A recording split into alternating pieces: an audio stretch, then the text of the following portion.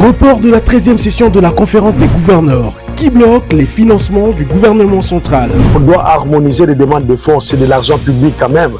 Donc il faut qu'on sache à qui faire la demande, pour qui et pour quelle destination. La province du Kwilu peut-elle s'attendre à des retombées positives à l'issue de l'itinérance du chef de l'État? Les malheurs de la population de Bandundu, c'est la RN17. Est-ce que le gouvernement central, la présidence de la République porte à cœur ces dossiers? Mais je peux vous rassurer, au mois de janvier, nous serons capables de mettre en service la centrale de Kakubola. Focus sur les infrastructures en construction, quel état des lieux et quelles solutions pour l'accélération de travaux. Le chargé des missions du chef de l'État dans le Grand Ouest, Yannick Luntadila, se confie sans filtre à Jonathan Messa. Interview exclusive à suivre ce dimanche à 20h sur YouTube, les As TV.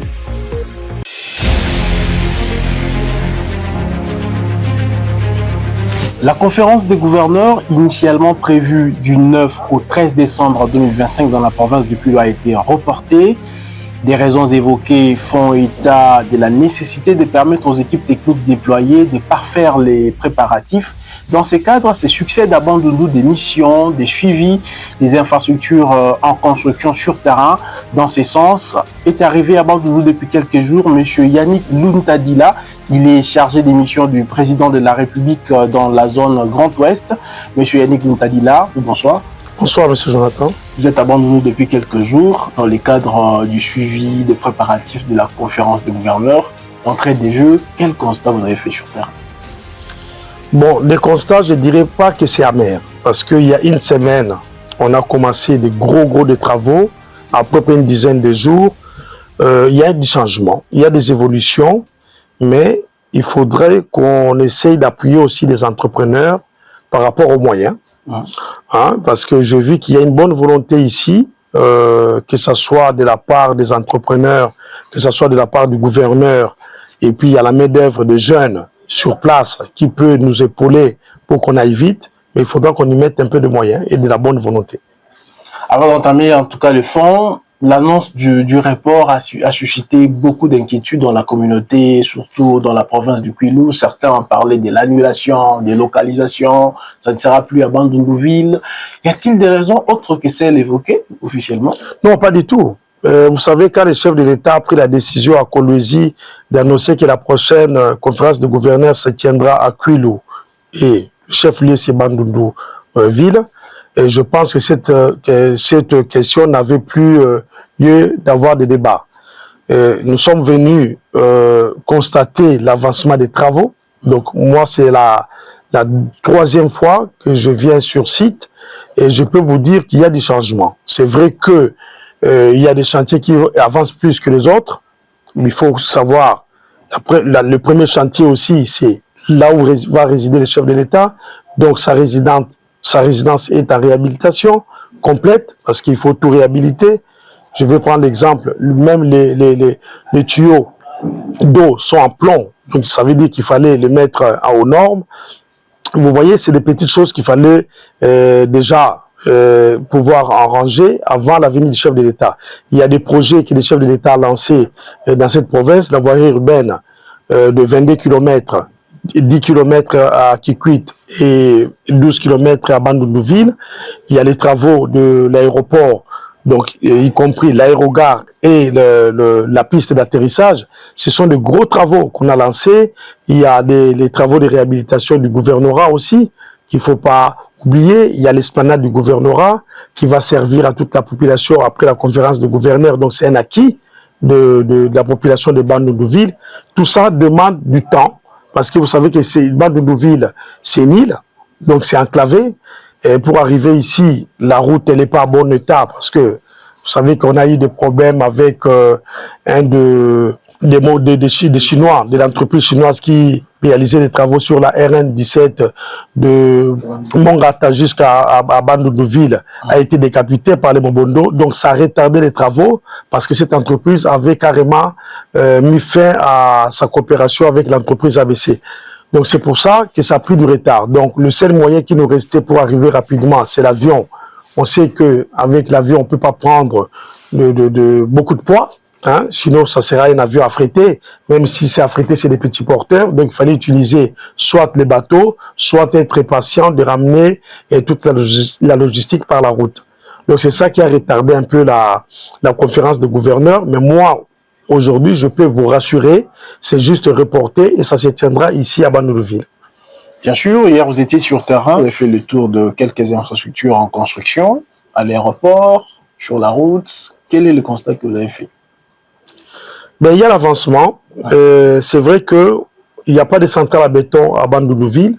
Ça, c'est un handicap. S'il y avait la centrale à béton, ça allait nous permettre d'aller plus vite par rapport à l'esplanade et puis même par rapport aux travaux qui se font au niveau de l'aéroport. Donc, on essaye de renforcer un peu les équipes au niveau matériel, tout ça. J'ai vu aujourd'hui qu'il y avait 2 bétonnières au niveau de l'esplanade du gouvernorat. Au niveau du gouvernorat, on sommes en train de refaire aussi les plafonds de la salle de conférence où il y aura lieu le conseil des ministres. Hein, il faut savoir aussi, pendant la conférence des gouverneurs, il y aura le conseil des ministres sur place. Il y a pas mal de choses. Il y a la voirie urbaine qui a été lancée, les 12 km à Bandundu-Ville qui est en cours. Il y a la résidence du chef de l'État. Donc tout ça, ça demande du temps. Mais par rapport au suivi, je pense que nous sommes dans le bon. Parce qu'il y a des chantiers où nous sommes à 60% des réalisations. Il y en a où nous sommes à 70%. Il y en a où nous sommes à 50%. Mais par rapport à l'annonce, on annonce en juin ou juillet. Pour décembre, les infrastructures ne sont pas prêtes. On doit dire que c'était de l'impréparation, c'était annoncé par surprise, ou bien c'était initialement vraiment prévu pour la province du Kwilu au regard des défis? Non, non, ce n'est pas de l'impréparation. C'était prévu. Il y a un problème de planification. Donc moi, je tape là-dessus parce que il faut qu'on se dise, quand le chef de l'État annonce quelque chose, il faut de suite qu'on rentre en piste. Notre devoir, c'est, le président dit, il faut qu'on s'exécute. Ça veut dire qu'on a perdu du temps au niveau de la planification. On est parti dans tous les sens. La preuve, maintenant, nous sommes en retard, mais nous sommes en train de rattraper un peu le temps. Et je pense qu'au mois de fin janvier, nous serons prêts pour cette conférence de gouverneurs. Et il se pose également des problèmes sur terrain. Apparemment, le gouvernement provincial du Kwilu est essoufflé. Il semble ne pas être accompagné. On s'est dit, ben, est-ce que le gouvernement central appuie réellement la province du Kwilu pour réussir ces assises des grandes envergures qui n'ont pas eu lieu avant, on doit le dire, déplacer les gouvernements dans les provinces? Bon, je pense que vous faisiez allusion au niveau des finances. Évidemment. Vous savez, il y a eu des multitudes de demandes de fonds concernant la conférence de gouverneurs, que ça vienne de la présidence, que ça vienne du gouvernorat, ou du ministère de l'Intérieur ou du gouvernorat, et du gouvernement. Ça fait qu'il faut harmoniser. On doit harmoniser les demandes de fonds, c'est de l'argent public quand même. Donc il faut qu'on sache à qui faire la demande, pour qui et pour quelle destination. C'est pour ça que je vais clarifier tout ça à mon retour auprès de notre directeur de cabinet ou du chef de l'État pour qu'on puisse exactement savoir comment orienter les fonds. On doit dire qu'il n'y a pas de blocage au gouvernement central. Non, non, il n'y a pas de blocage. C'est juste qu'il y a eu des multitudes de demandes au niveau des finances. Il faut qu'on voit clair pour savoir comment orienter les fonds. Ok. Mais dans les cas pratiques, comment ça va se passer? On doit attendre pour longtemps parce qu'on a reporté sine die, il n'y a pas de précision jusque-là. On va fixer une nouvelle date? Non, non, la nouvelle date, ça sera au mois fin décembre, fin janvier, pardon, 2026.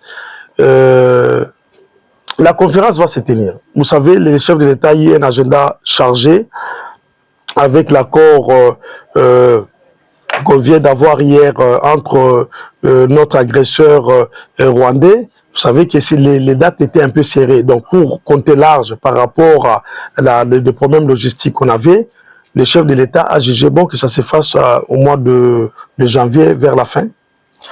La conférence de gouverneurs, c'est une occasion. Ça permet au gouvernement central d'arriver à Bandundu ou dans la région du Grand Bandundu. Ici, ce n'est pas que rose, en tout cas, à part l'électricité, on a des problèmes. Vous avez été sur terrain, vous avez en tout cas parcouru la région.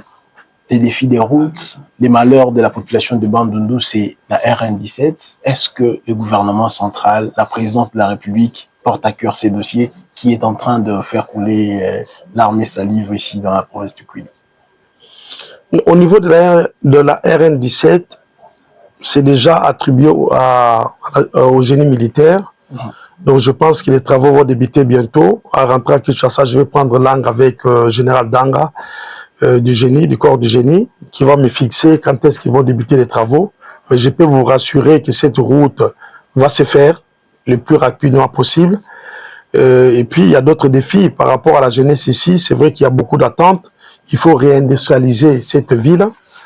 C'était une ville modèle. C'est le cas de la Sobrabande, qui était les poumons économiques de la province, mais après les épisodes malheureux qu'on a connus, il semble qu'il n'y a pas une politique derrière.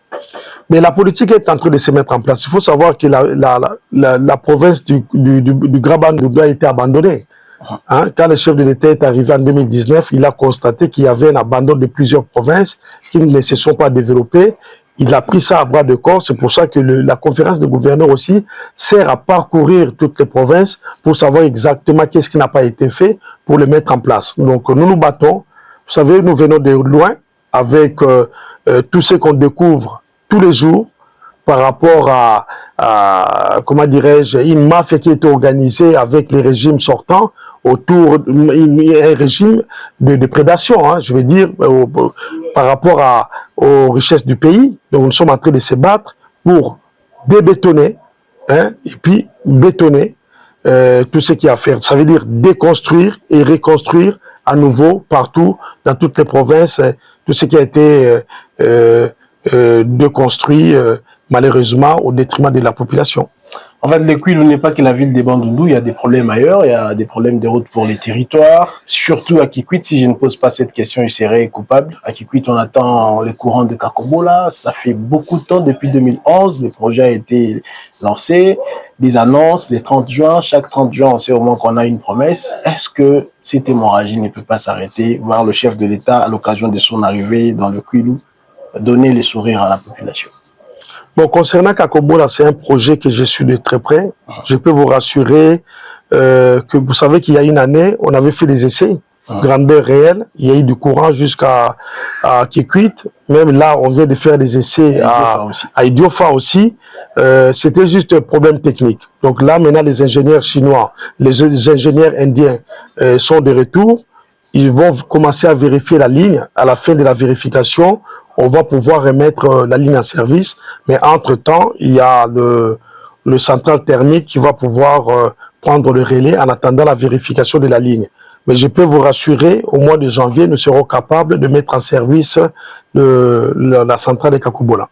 Revenons-en à la conférence. Concrètement, comment ça va se passer sur le plan de l'agenda? Bandundu, Kikwit, parce qu'il se raconte que le président de la République ne passera qu'un jour ici. À son arrivée, il va directement se déplacer pour Kikwit, où il tiendra le conseil de ministres après la visite des infrastructures. Comment ça va se passer pour fixer l'opinion? Non, mais je ne peux pas vous dévoiler l'agenda du chef de l'État pendant la conférence du gouverneur. Tout ce que je peux vous dire, il y a le couplage entre la conférence du gouverneur et l'itinérance du chef de l'État. Le chef de l'État, je vous rassure qu'il sera bien ici à Bandundu-Ville. Il y aura une itinérance dans le Kwilu. Hein? Je ne vais pas vous dire où passera le chef de l'État par mesure de sécurité, mais le chef de l'État va visiter les Kwilu pour voir tout ce qu'il y a à faire, tout ce qui a été fait ou tout ce qui reste à faire au niveau de que ce soit à Kikwit ou ailleurs ou à Bulungu. Et ça, je peux vous confirmer que le chef de l'État fera des déplacements dans plusieurs villes ou territoires de la province du Kwilu. Il est en mission de suivi des infrastructures dans la province du Kwilu en prélude de la 13e session de la conférence de gouverneurs. Monsieur Yannick Luntadila est dans la ville de Bandundu. Nous vous disons merci pour ces quelques minutes pour l'interview nous accordée. Merci, monsieur Jonathan. Merci de nous avoir suivis. Restez-nous fidèles. À très bientôt.